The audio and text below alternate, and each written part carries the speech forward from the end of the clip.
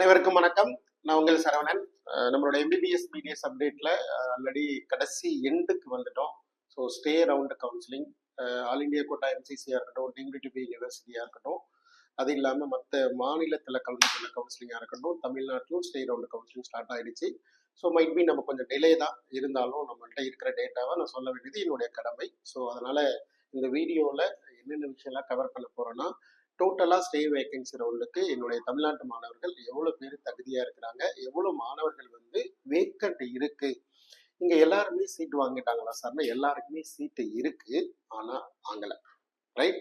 அப்படி வாங்கினவங்க திருப்தி அடையில, வேணாம்னு சொல்லி வெளில வந்துட்டாங்க. நான் எக்ஸ்பெக்ட் பண்ணது தான் இவ்வளோ வேகன்சி. ஸோ இவ்வளோ பெரிய வேகன்சிஸ் கிரியேட் ஆயிருக்கு. இப்போ மார்க் பிரச்சனையே கிடையாது. எனக்கு எந்த மார்க்காக இருந்தாலும் அலாட்மெண்ட் வாங்கணும் அப்படின்ற அளவுக்கு நான் பிளான் பண்ணி வச்சிருக்கிறோம். நம்ம மாணவர்களுக்கு நிறைய மாணவர்களை வழி நடத்துகிறோம். அதில் இந்த வருஷம் எம்பிபிஎஸ் எல்லாருடைய மாணவர்களுடைய கனவுகளும் கண்டிப்பாக நிறைவாகிறது. அன்லெஸ் ஒரு கவர்மெண்ட் காலேஜ் பொறுத்த வரைக்கும் அந்த போட்டிகள் மாற போகிறது இல்லை. ரைட்? பிரைவேட் கல்லூரிகள் பொறுத்த வரைக்கும் பணம் வாங்குவதை நிறுத்த போகிறதும் இல்லை, குறைக்க போகிறதும் இல்லை.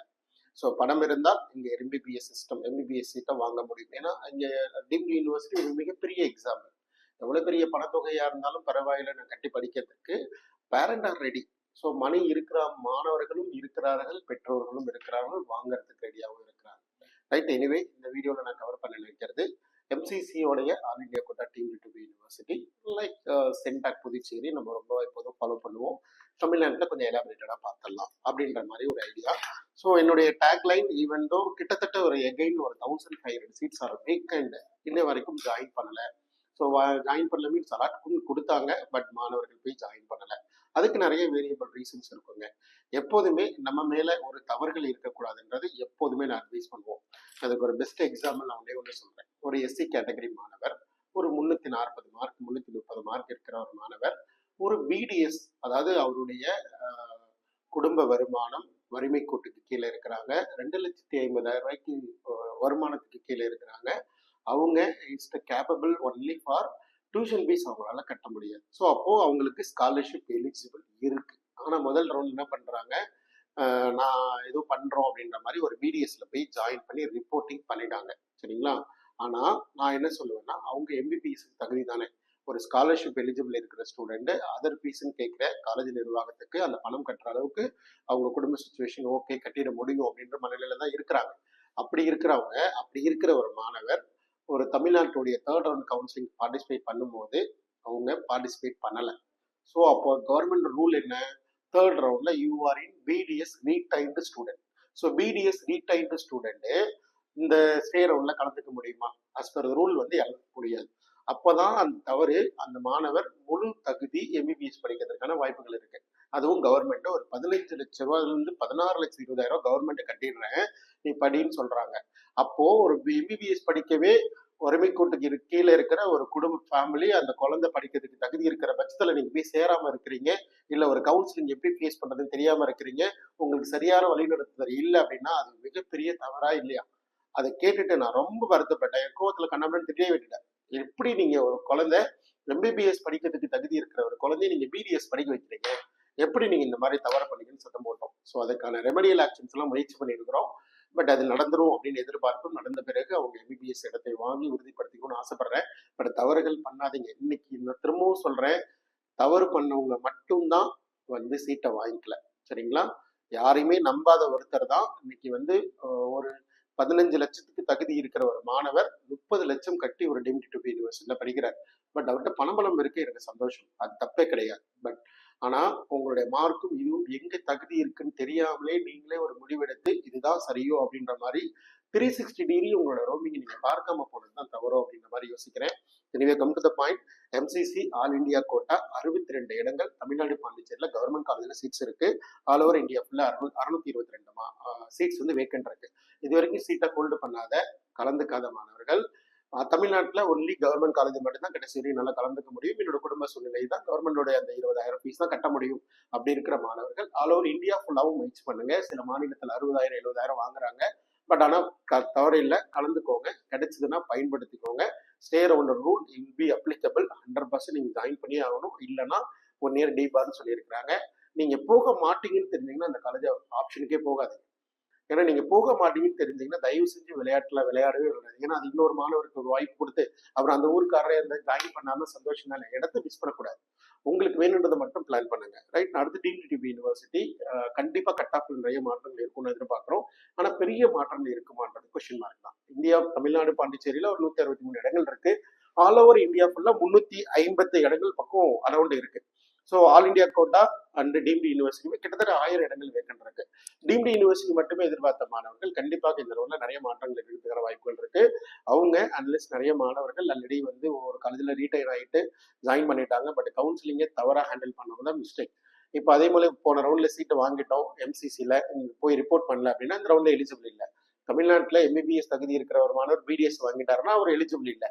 ஸோ அந்த மாதிரி ரூலை ஃபாலோ பண்ண வேண்டியது கட்டாயம். கண்டிப்பாக டிடிபி யூனிவர்சிட்டி கண்டிப்பாக இடம் கிடைப்பதற்கு நிறைய வாய்ப்புகள் இருக்கு. நம்ம அதை தான் கைட் பண்றோம். அந்த அரேஞ்ச் மாணவர்களை கைட் பண்றோம். யாரை அதிகமா பார்க்கிறோமோ டிஎன் மெடிக்கல் செலெக்ஷனை நான் மிஸ்யூஸ் பண்ணிட்டேன் அப்படின்றவங்களுக்கு நிறைய ஃபோக்கஸ் பண்றோம். பார்க்கலாம். அதே போல எகைன் தமிழ்நாடு இது எம்சிசியோடைய கவுன்சிலிங் ஷெடியூல் இன்னைக்கு லாக்கிங் சொல்லியிருக்கிறாங்க. மைட் பி டிலே ஆக வாய்ப்புகள் இருக்கு டியூ டு த ஸ்டேட் கவர்மெண்டோடைய மற்ற கர்நாடகாவில் இன்னும் ரிசல்ட்டே கொடுக்கல தேர்ட் ரவுண்டு. ஸோ அந்த ரீசனுக்காக தள்ளி போடலாம். ஈவன் என்ஆர்ஐ ஸ்டூடெண்ட்ஸ் ஒரு லிஸ்ட் இன்னும் பப்ளிஷ் ஆகலை. அதனால அவங்க பப்ளிஷ் வந்து இன்னொரு நாளும் தள்ளி போகிறதுக்கு வாய்ப்பு இருக்கு. ஸோ நாளைக்கு பண்ணாங்கன்னா நாளைக்கு தான் அவங்க லாக் பண்ணுறதுக்கு வாய்ப்பு இருக்கு. இன்னைக்கு லாக் பண்ணுறதுக்கான வாய்ப்புகளை பொறுத்து பார்க்கலாம். CENTAC Puducherry already third round counselling முடிஞ்சிச்சு. ஜாயிண்ட் லிஸ்ட்டை கொடுத்துட்டாங்க. எகைன் ஃபியூ சீட்ஸ் வேக்கண்ட் இன் சென்டாக் புதுச்சேரி. சரிங்களா? ரைட். வேக்கண்ட் இருக்கு. பட் ஒரே இடத்துலயே கடிவாளம் கட்டின மாதிரி நிக்காதீங்க. ரொம்ப கவனம். ஒரு ஸ்டேட் 2 ஸ்டேட்டை பேரலா பார்ட்டிசிபேட் பண்ணும்போது எங்க லூஸ் பண்ண போறோம் மணியை, எங்க அலாட்மெண்ட் கிடைக்கும், இதெல்லாம் ரொம்ப கவனமா பார்ட்டிசிபேட் பண்ணணும். அது கவனமா. டிஎன் மெடிக்கல் பொறுத்த வரைக்கும் கவர்மெண்ட் கோட்டால 66 சீட்ஸ் வேக்கண்ட் இருக்கு டிஃப்ரெண்ட் கம்யூனிட்டி கேட்டகரியில. பிசியில ஒரு 23, பிசிஎம்ல ஒரு 3 சீட்டு, எம்பிசியில ஒரு 18 சீட்டு, எஸ்சியில ஒரு 14 சீட்டும், எஸ்சியில ஒரு 8 சீட்டு, கிட்டத்தட்ட 66 இடங்கள் இருக்கு. கட் ஆஃப்ல பெரிய மாற்றங்கள் இருக்க போறது இல்லை. ஸ்டே ரவுண்ட் பொறுத்த வரைக்கும் கண்டிப்பாக ஆல்ரெடி நிறைய மாணவர்கள் தவறு பண்ணவர்களை நாங்க கொஞ்சம் ரீடைன் பண்றோம். அதனால அவங்க எல்லாருமே சீட்டு கிடைக்காத மாணவர்கள் உள்ளுக்குள்ளேயே நிறைய பேர் இருக்கிறாங்க. கட் ஆஃப்ல மாற்றங்கள் இருக்காது. கண்டிப்பா கவர்மெண்ட் கோட்டாவுக்கு ட்ரை பண்ற செல்ஃப் ஃபைனான்ஸ் மாணவர்களும் ஸ்டேட் பிரைவேட் யூனிவர்சிட்டி மாணவர்களும் உங்களுடைய வாய்ப்புகளை அதிகப்படுத்தி நிறைய கல்லூரிகளை பிளான் பண்ணி அலாட்மெண்ட் வாங்குறதுக்கு முயற்சி பண்ணுங்க. ஐயோ நான் சார் ஸ்டே ரவுண்ட்ல இந்த காலேஜ் வச்சுதான் கிடைச்சிருக்கும், நான் வைக்கவே இல்லை அப்படின்ற மாதிரிலாம் தவறு பண்ணாதீங்க. ரைட். அதுக்கப்புறம் management quota. So management quota private university self finance எல்லாத்தையும் சேர்த்து 226 சீட்ஸ் வேக்கண்ட் இருக்கு. கிறிஸ்டின் மைனாரிட்டி வயல சீட்டு, தெலுங்கு மைனாரிட்டி ஒரு 4 சீட்டு, பிடிஎஸ்ல கவர்மெண்ட் காலேஜ்லேயே ஒரு 16 சீட்டும், கவர்மெண்ட் கோட்டா அண்ட் மேனேஜ்மெண்ட் கோட்டால 160 சீட்டும், கிட்டத்தட்ட 479 இடங்கள். So all India quota deemed இது எல்லாத்துக்குமே என் மாணவர் எலிஜிபிள். தமிழ்நாடு கவுன்சிலிங்ல கவர்மெண்ட் கோட்டா மேனேஜ்மெண்ட் கோட்டால ஒரு 479 வேக்கண்ட், கிட்டத்தட்ட 1500 இடங்கள் வேக்கண்டா இருக்கிறது என் மாணவர்களுக்கு எலிஜிபிள். அதாவது இது வரைக்கும் சீட்டு வாங்காம இருக்கிறவங்க. சரிங்களா? ஸோ கலந்துக்கலாம். So now you can decide நான் எங்க எவ்வளோ பணம் செலவு பண்ண போறேன். மார்க் கன்ஸ்டன்ட் நீங்க என்ன மார்க் இருந்தாலும் பரவாயில்லைங்க.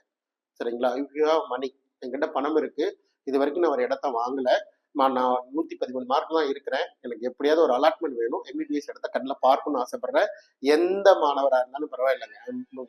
டெட்லைன் நான் இறங்கி வேலை செய்யணும்னு முடிவு பண்ணிட்டேன். சீட்டு வேணுமா தாராளமா சொல்லுங்க, நம்மளால கைட் பண்ணி அதை ப்ரோட்டோகாலை கம்ப்ளீட் பண்ணி முடிக்க முடியும். எம்பிபிஎஸ்ஸா இருந்தாலும் சரி, பிடிஎஸ்ஸா இருந்தாலும் சரி. சரிங்களா? அன்லெஸ் நீங்க எந்த மிஸ்டேக்கும் பண்ணாம இருந்திருக்கணும், மறந்துடாதீங்க. சரிங்களா? இது வரைக்கும் எந்த சீட்டு ஹோல்ட் ஆயிருக்கக்கூடாது, எங்கேயும் ஒரு சீட் அலாட்மெண்ட் வாங்கியிருக்க கூடாது. இது வரைக்கும் நான் பார்க்கல சார், பார்க்க முடியுமா பண்ணி கொடுங்கன்ற மாதிரி கேட்டீங்கன்னா ஜஸ்ட் கிடைக்குமா கிடைக்காதுன்னு கேட்கறதுல எனக்கு உடன்பாடு இல்லை. சார் இந்த மாதிரி இந்த அளவுக்கு நான் இது வரைக்கும் டிராவல் பண்ணிட்டேன், இதுக்கப்புறம் கடைசி லைன்ல நிற்கிறேன், எனக்கு எடுத்தால் நான் ஜாயின் பண்ணிக்கிறேன். வெளிநாட்டில் படிக்கிறவங்க, ட்ரிப் விட்டுருக்கு போனவங்க எல்லாரும் திரும்புங்க. தாராளமாக அலாட்மெண்ட் வாங்கலாம், அட்மிஷன் ஆகலாம், 2025 பயன்படுத்திக்க முடியும். சரிங்களா? அன்லெஸ் ஒரு கேட்டகரியோடைய செலவின தொகையை மறந்துடாது. சரிங்களா?